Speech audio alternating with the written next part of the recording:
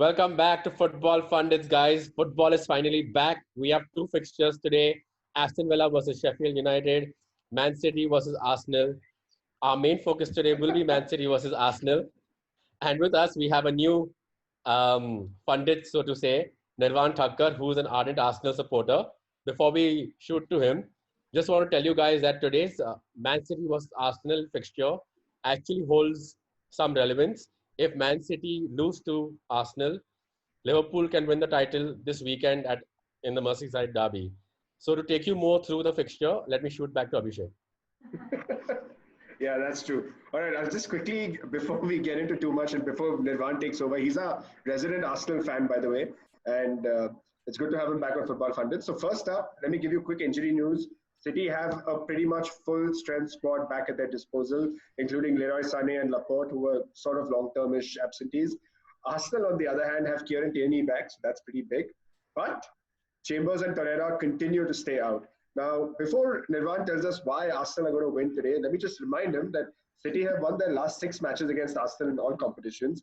It's been their best ever winning run against the Gunners. Pep has never lost a home game to Arsenal. Aguero has scored 10 goals in 12 games against Arsenal. And Arsenal still have Mustafi, Luiz and Papastopoulos at the back. Hi guys, thank you for having me on the show. I think my job here is done. Looking forward to a post-match.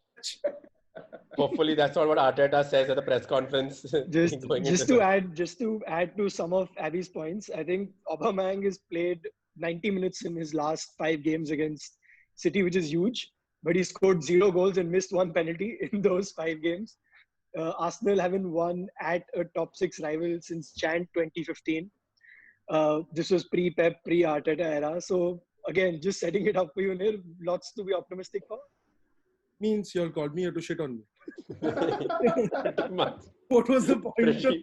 Pretty much. First I was like, oh, 3 United fans have called me on their show. This is going to be big. And then I heard you all say, oh, Liverpool can win if City lose today. So maybe, this is going to be interesting. But dude, screw you all, man. So I want to ask you, as an Arsenal fan, yeah, how do you feel going into such a big game, Project Restart? Yeah, on a serious note. In note. general, what does it look like for Arsenal now come game week 38 and come end of the season? What's a good season for you?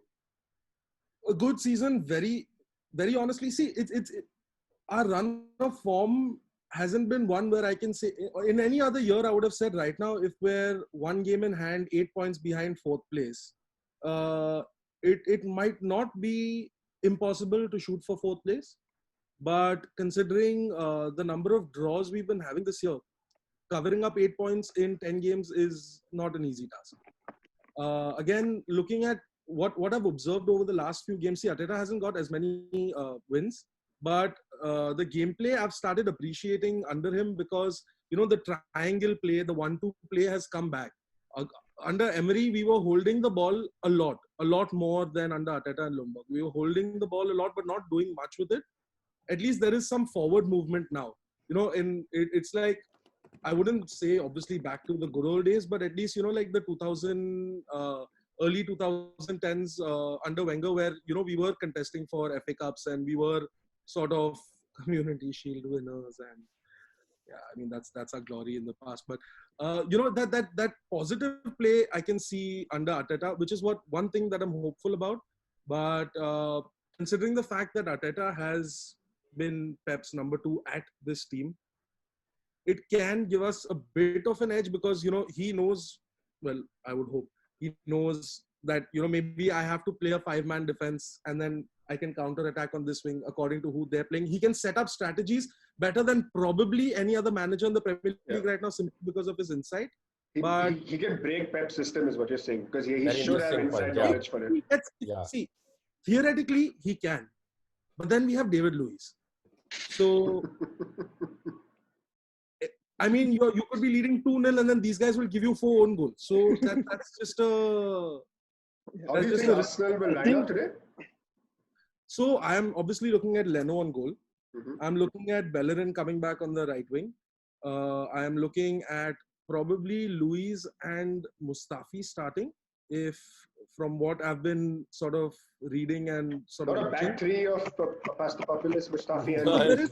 That's what I was just gonna say. There is a possibility of a five-man back with maybe I don't want to see after the last game against City. I really don't want to see. Do you want to see Lacazette starting? Lacazette or Ozil? I think Ozil will. I think Lacazette might come on as a sub. I don't see him starting. I think the top three will probably start off with Oba, Nketiah, and Pepe, or I think I see that, and then maybe Lacazette coming on for Nketiah. If you see Nketiah starting, I would still see maybe because, like you mentioned, it's a game after 2 months. City themselves, it's a plain white board, right? And Arteta knows the inside trick. He might just give it a go with Lacazette and Oba, his two experienced on paper strikers, and give it everything from the start, right? Why would you want to let City build momentum in the start? Why don't you start with the best? What I feel, see, if you notice Arsenal in the last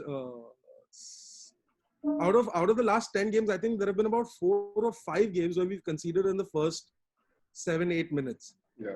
Which is very embarrassing, and I would think that his prime focus against a team like City, who scored in the second minute the last time we played, is to avoid that early goal.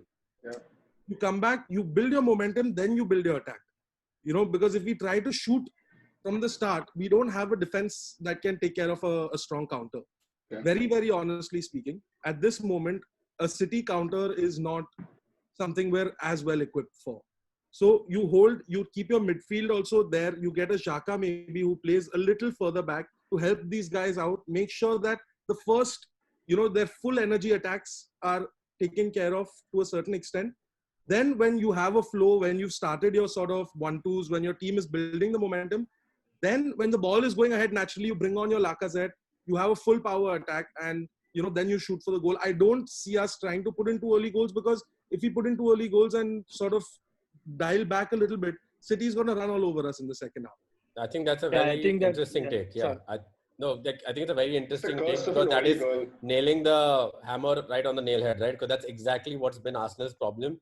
Not from an Arsenal fan viewpoint, like from all what we've seen as neutral fans. Arsenal just get battered when they try to play the way they've always been used to playing, because they don't have the right defensive setup. Not the setup, just the players. The players aren't up to it. Maybe they need to adapt their gameplay, and that's something an Arteta might be able to help them do, especially knowing who he's learned from right now, not just against City, but for the next season to come. Because like you said, you pretty much written the season off yourself, right? So I think it's very crucial on who he recruits in the summer. And then hopefully from 2011 to 2020, we've seen zero progress for Arsenal after the 8-2 drubbing by United, where even Van Persie left after that. So let's hope that, Arsenal turn a corner in the summer. And Kern, if you can just focus on our other game for today. That's Sheffield versus Aston Villa. Before that, quick predictions from all 4 on City Arsenal. I think I'm just going to... so I'm going to leave Nirvan to the last prediction on this, because it's really fun. I just want to see what he comes up with. I think we've all painted a very bleak picture for Arsenal here. Yeah. Just going to quickly add, the one thing that might work for Arsenal is the fact that everything is changing, with this game. So where players generally would enter the dressing room and feel the exact same thing, the same routine, the hotel the previous night. I think that's switch up going into the first game post-COVID, where there's going to be different locker rooms, no hanging around, new manager. I think all of that is going to help Arsenal in a big bit. Having said that, I think this is a 3-2 for City. I see goals in this. I see City having a leaky defense still. Aubameyang maybe finally, kills his goal route. And against City, I think it's a 3-2 City for me. 3-2. 3-2 City, yeah. Let's see some goals on the first day back. Yeah, I would love that. Abhishek, what about you? I think players are going to be very rusty. Something that we saw from the Bundesliga, it's not going to be as free-flowing. I worry. And I don't think it's going to be a very high-scoring game, but I think it's going to be a very resounding, sort of easy victory for City. I'm looking at 2-0. So I'm looking at a 2-1. I agree with the rusty bit, but I still see 3 goals in this game somehow. I would be surprised to see City actually not conceding a goal, because I do think Arsenal have enough in them. So I think 2-1 for me. Nirvan? I am torn. I'm looking at Head versus heart. 1-1 and a 2-2. Arsenal fans torn before the game already. Imagine after. Or during. Oh no, I'm going to be very honest. I don't see us winning. If we win, I I'm going back to my old haircut. You know what it was. But no, the only reason I sort of I'm holding even a draw is because we have additional substitutes now. We have that ability to go from a 5-man defense to a 4-man defense or vice versa if required. We have that ability to sort of bring in reinforcements, defensive reinforcements in case we get a lead and not bleed goals after that. That is why I'm holding a draw. A win at Etihad, I don't see it. I don't see it happening. Okay, that was a good roundup, I think, Con. So that's build on that basically to the next the fixture. predictions on City and Arsenal. We have another game, if you can believe it, today as well, the one that kicks us off.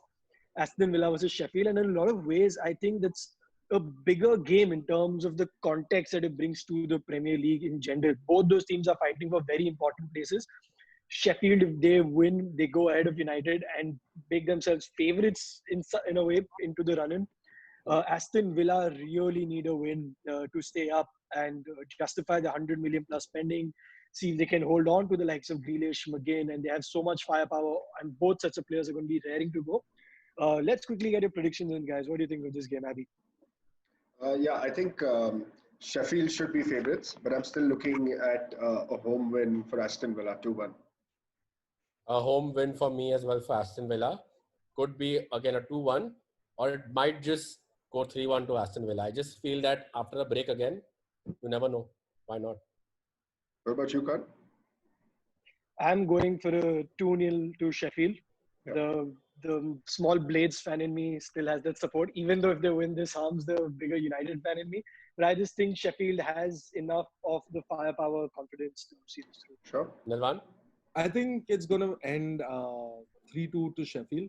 I think I see a decent first half and then a pretty aggressive second half from both teams. So I don't know why. I just get the feeling it's going to be a nice 3-2 to Sheffield. Okay, so we've got our predictions from our fellow pundits for both our fixtures today. Do let us know what you guys think will happen in today's games. Also, don't forget to hit subscribe on our channel. Hit us up on Twitter. And don't forget, guys, football is back. Yes. See you.